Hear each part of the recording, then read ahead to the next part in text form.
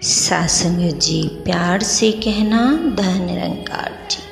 सत्संग जी, दासी आप जी के लिए लेकर आई है निरंकारी मिशन की पुस्तक मन के पार, जिसके लेखक प्यारे लाल जी करनाल से हैं। मन के पार यह पुस्तक, इसमें परम पूज्य प्यारे लाल जी ने हमें सतगुरु की शिक्षा के साथ साथ अपने गहन अध्ययन तथा जीवन के अनुभव का भी लाभ प्रदान किया है। सहज समर्पण, प्रेमा भक्ति, चिंतन मनन, समदृष्टि इत्यादि से लेकर पाप पुण्य, संतोष तथा आशीर्वाद जैसे विषयों पर गहन चर्चा की है। आप जी इसका आनंद ले। प्यार से कहना धन निरंकार जी। इस पुस्तक का पहला टॉपिक सहज समर्पण और निष्ठा।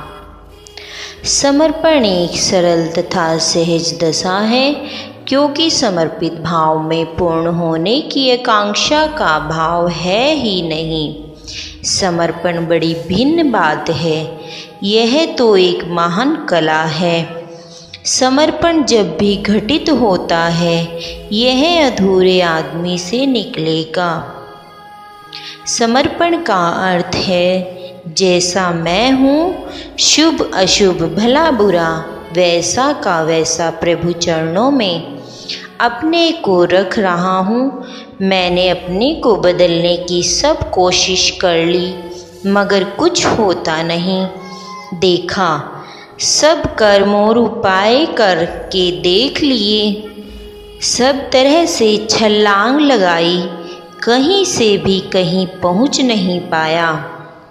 सब तरह से असफल हो गया, मानो बेसहारा असहाय अवस्था की स्थिति, कुछ भी ना छिपाना, सारी दशा को उखाड़ कर रख देना, पूर्ण सतगुरु के हाथों में बागडोर दे देना समर्पण है। अगर सतगुरु स्वीकार कर ले तो भाग्यशाली, ना करे तो जानना स्वाभाविक है कि मैं योग्य नहीं, यानी पात्रता का कोई दावा नहीं।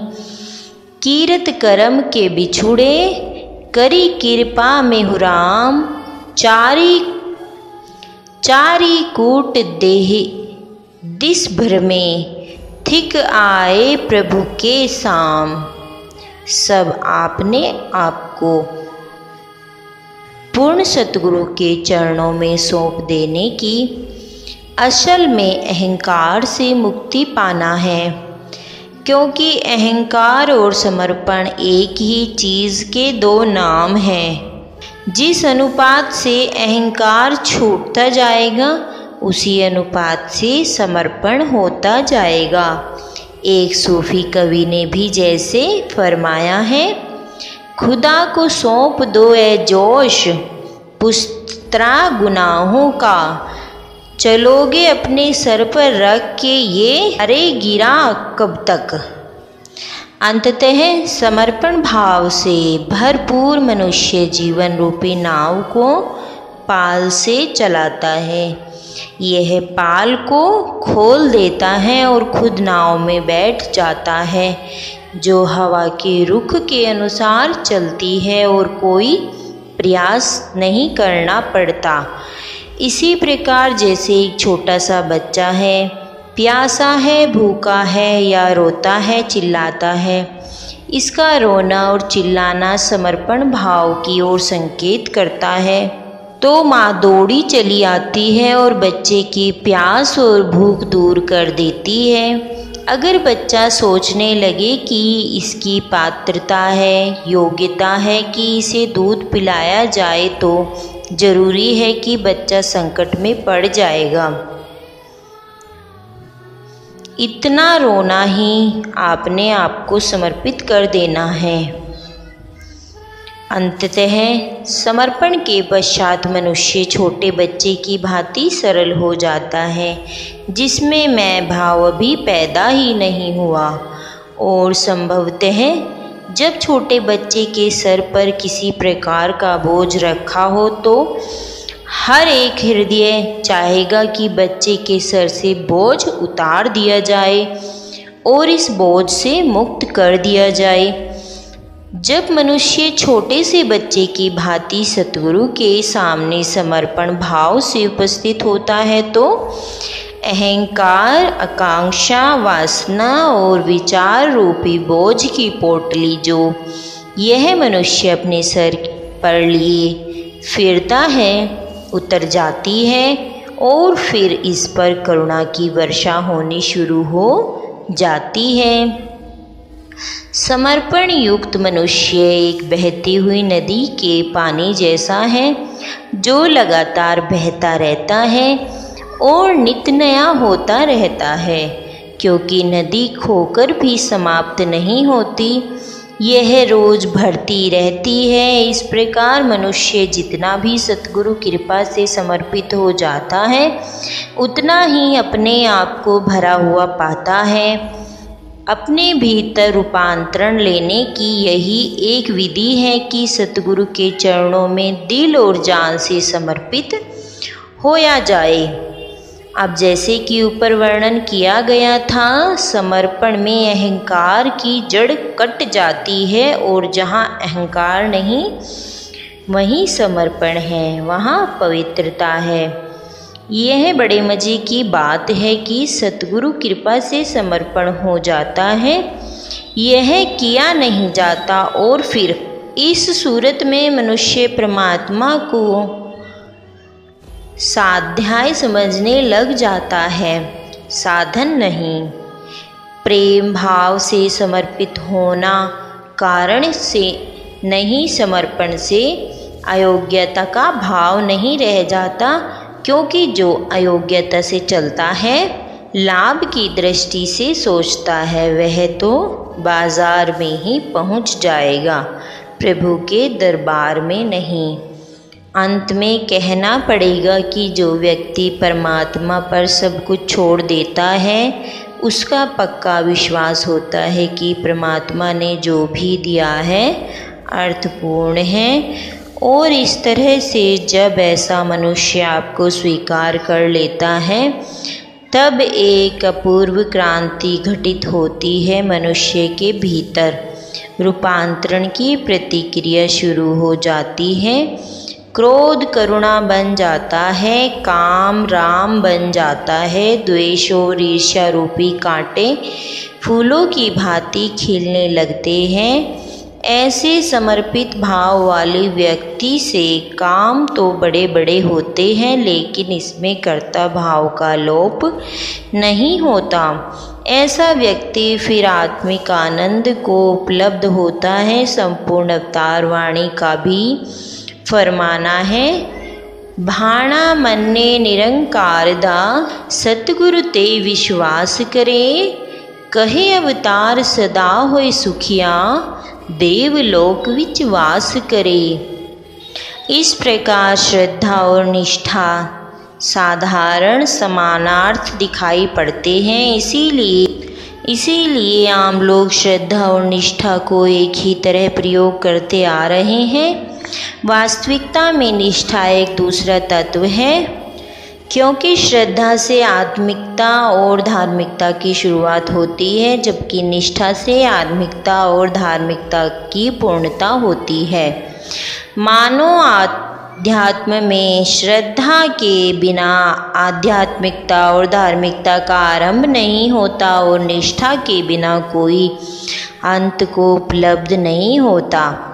अंततः निष्ठा का अर्थ है कि ये जो आध्यात्मिकता और धार्मिकता है यह समय मांगती है, यह खोज एक दिन में पूरी होने वाली नहीं है। मानो इस प्रकार की आध्यात्मिकता खोज में अनेक असफलताएं अनिवार्य हैं।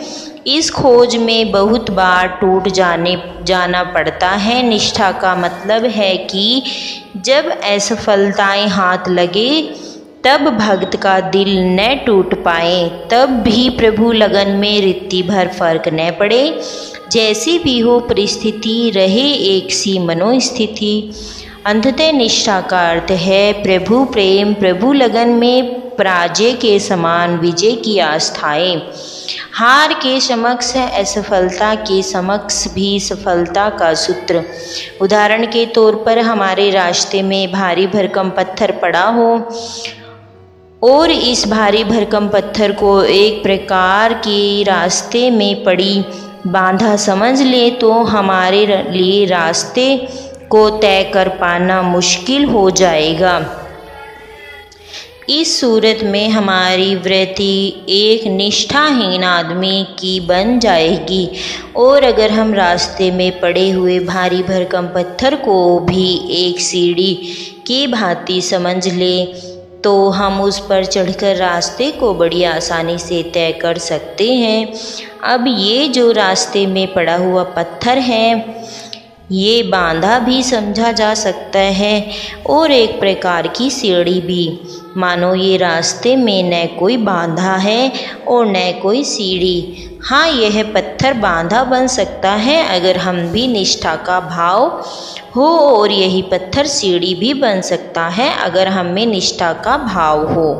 संपूर्ण अवतार वाणी में फरमाया, अति निष्ठा अबद्ध है, जो कुछ होंदे हो जाए भावे, दिल नू ऐंदे गम नहीं, जो कुछ होंदे हो जाए भावे, नाम बिना कोई कम नहीं।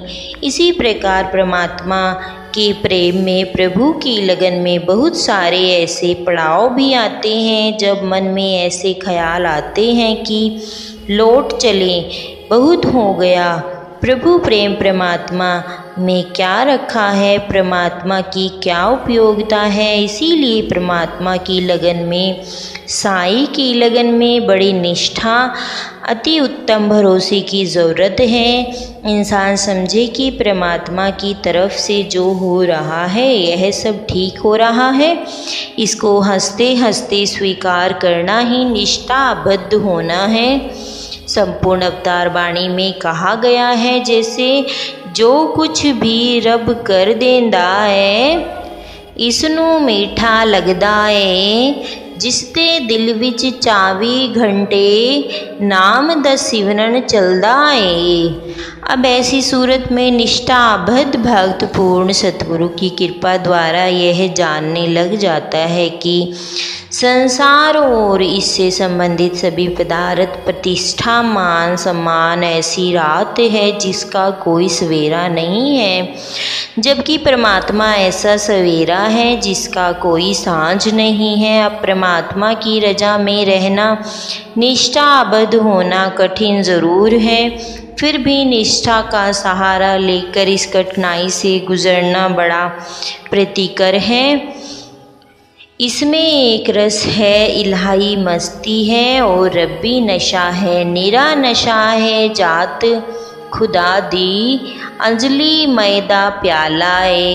अंत में कहना पड़ेगा कि यह जो परम तत्व है, यह जो छिपा हुआ अमृत है, हृदय की गहनता में डूबा हुआ ब्रह्मलोक है, इसी पूरे को स्वीकार करना, इसे पाना असफलताओं के बीच से निखरी हुई सफलता से होता है, क्योंकि भक्त बहुत बार टूटकर इसमें जुड़ता है और जब भी ऐसी परिस्थिति भक्त के सामने आती है तभी निष्ठा की ज़रूरत पड़ती है।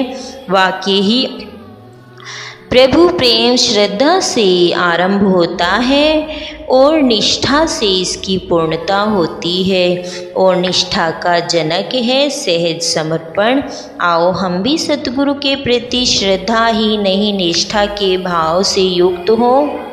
यदि सतगुरु के प्रति निष्ठा होगी तो प्रभु परमात्मा के प्रति भी निष्ठा का भाव बना रहेगा और इसी से सफल होगी हमारी आध्यात्मिक खोज।